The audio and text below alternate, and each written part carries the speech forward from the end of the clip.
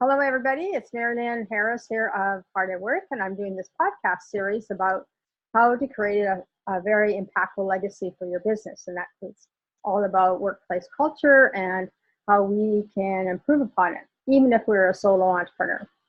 We all have our own little workplace cultures going on. So today with me, I have Maude, and I'm not even going to try to pronounce her last name. So welcome, Maude. Hi.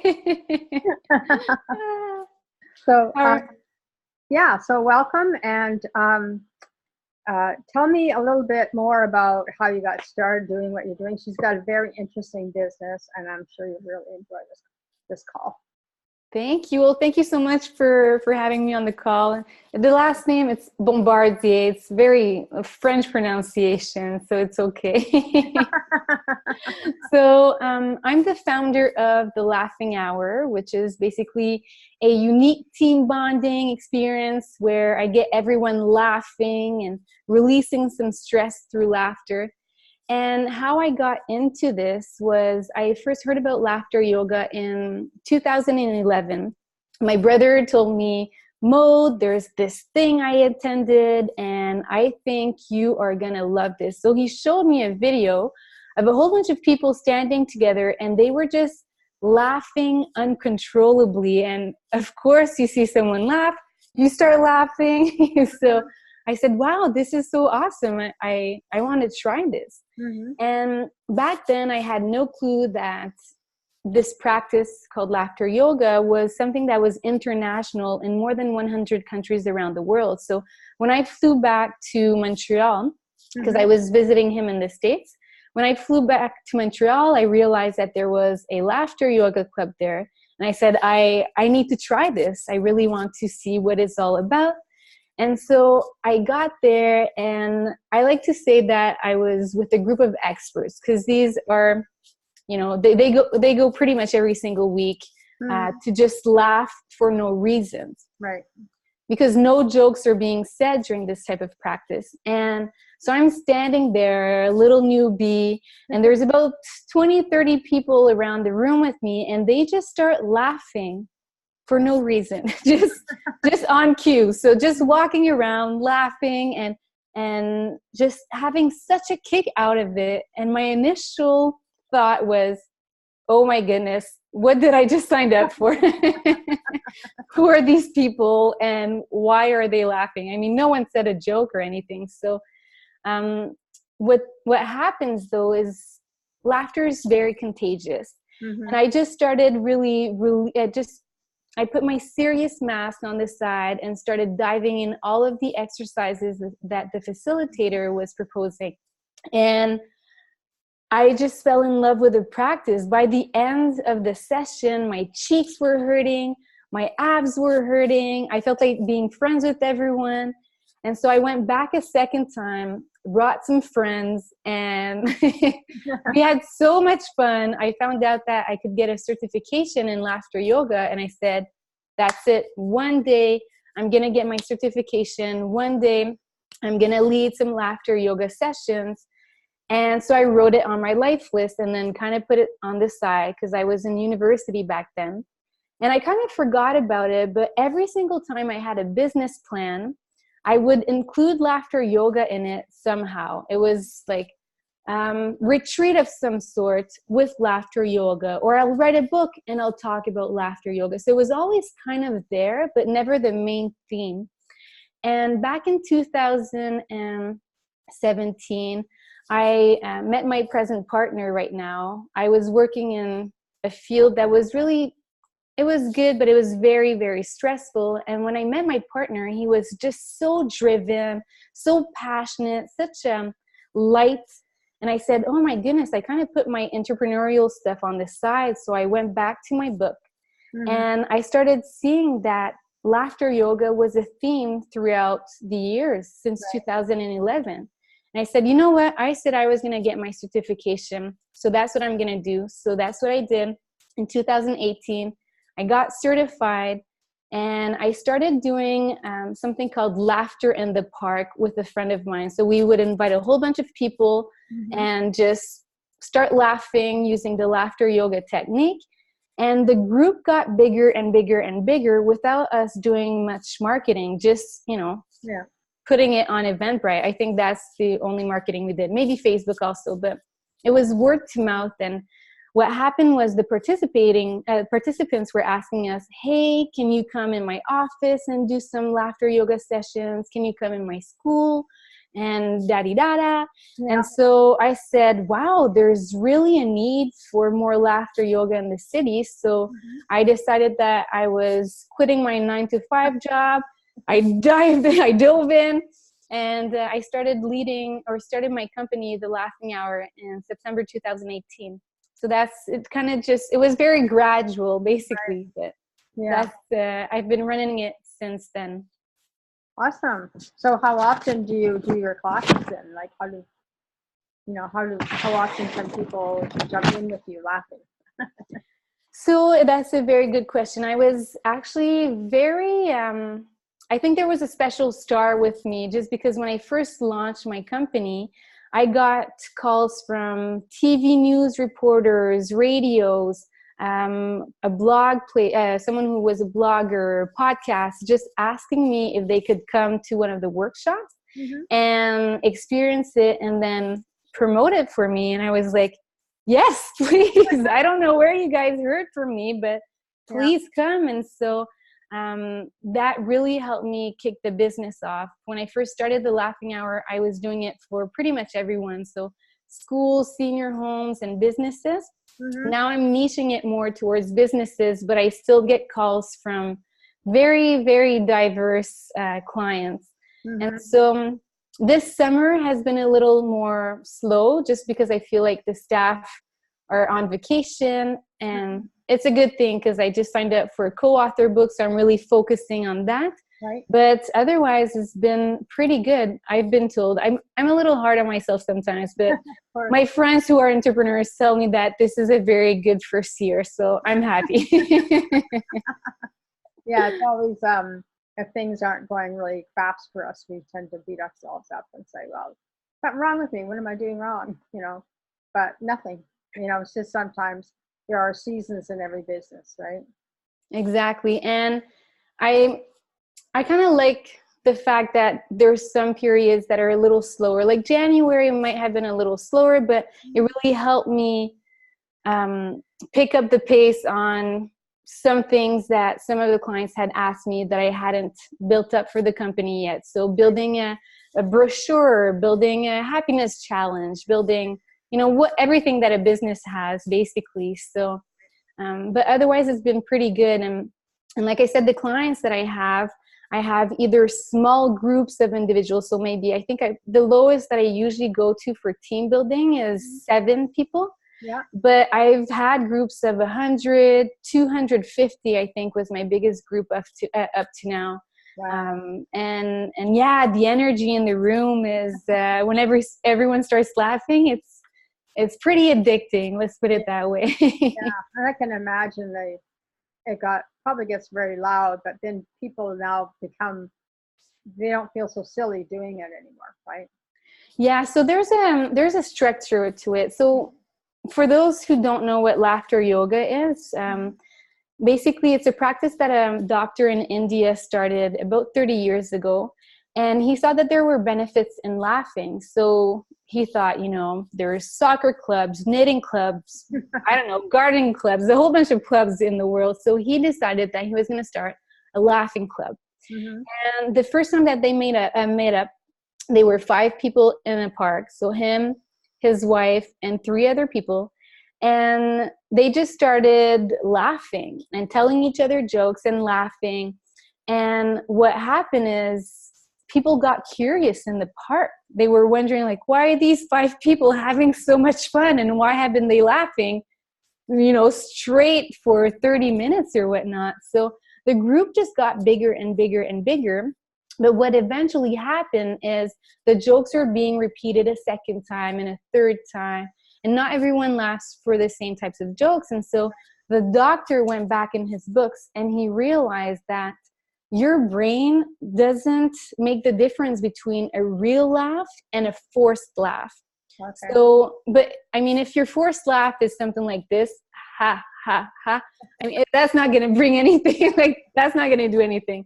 But if you're really using your whole body into tricking your brain that you are having the time of your life, your brain starts secreting endorphins and serotonin and basically what we like to call a happiness cocktail. And you get all of the benefits of stress release, of being more prone to positive connections with the people that are around you and you're laughing with. And like the list is really long of benefits. And so that's what the doctor did. He proposed to start laughing for no reason. And the group was like, this is a little weird. But it worked so well that there's clubs, laughter yoga clubs around the world. And some people bring it in prisons. Some people do it in hospitals. Where I like to bring it is in businesses, because I feel like, I think there's a study that came out saying we spend 1/3 of our lives at work, which is a huge chunk of our lives. And I've had a lot of family members around me pass away. And so I feel like we really need to make the most of our life that are here, that's here, or that we have. Right. And so if I can help just bring some joy and help de-stress 1/3 of your life, and potentially a little more because you can bring some of that practice at home with your family or for yourself, then I'm doing something that I love, and that's good. That's good. Well, that's all really what we all want to do, right? Is do something that we love and know that whatever we're doing, we make a difference for one person, right? Exactly. Because at the end of the day, right, it's the relationships that you build, it's the difference that you made. Even if it's just for one person, even if it's just for your immediate family, that's what you have left at the end. The money's not there. Yeah. Gone. Yeah. So share some, do you have a story that you could share that you worked with a client and what they kind of got out of it besides laughing? Yeah, sure. There's a couple of good stories. I think one of them that I really like is someone that I had just done a laughing workshop for. She left and after work, and she almost got in a car accident, which, I mean, that part is not funny, but what she was explaining to me afterwards is usually she has road rage. And so usually her reaction would have been to get out of the car, probably yell at the person who almost got them into an accident, and just, boil inside. And what happened instead is she started laughing uncontrollably. And she said she couldn't stop it. She was just laughing. And then she was thinking, wow, that's what the laughing hour does. So, I mean, we had just laughed for one session, and it had a repercussion that was amazing right after. I've had people come up to me saying that, I've had one person come up to me saying that he hadn't laughed for the last couple of weeks because his best friend had just passed away. And when he came to a laughing hour, he was able to laugh for real for the first time. So it gets some use. You have to get used to it, as in when I offer a session, we don't start doing the monkey laugh or start running around and do some crazy things. We really warm up to the idea. So we start moving, we start dancing, and we start doing some light laughing and light breathing exercises. And when I see that the participants are ready for, a little more excitement, then that's when we dive in to the real laughter exercises. So I do a little storyline of maybe your boss is nagging you and he's about to yell at you, but instead of yelling at you, he's going to laugh. So we're going to go, oh. And I mean, it's not going to change the fact that your boss is probably going to continue doing that if you don't have a chat, but at least it's going to soften the situation the next time. Maybe the next time he or she walks out the door, you'll be able to go, well, okay, my day goes on. Or I don't know, like it just softens that situation. Yeah, it sounds like it sort of, rather than like that lady with the car accident or the person that's being yelled at by their boss, it sort of gives them an opportunity to take a step back and breathe and laugh a bit, and then kind of release that stress or that angst that they carry around with them all day long. Definitely. And one of the beautiful things about laughter is we humans use it to communicate and create connections. So Right. there's babies start laughing at about 4 months of age. And Mm-hmm. babies that are deaf and blind from, day one Yeah. also start laughing around 4 months of age, which just goes to show that it's a primitive behavior. It's something that's innate and that we use to, just create relationships and a bond with our caregivers. And as people who work 9 to 5 and very stressed lives and whatnot, we forget how to make those connections. We're used to staring at a screen all day. And if you're in your boardroom waiting for a meeting, you're maybe staring at your phone instead of chatting with the people across the table or just right next to you.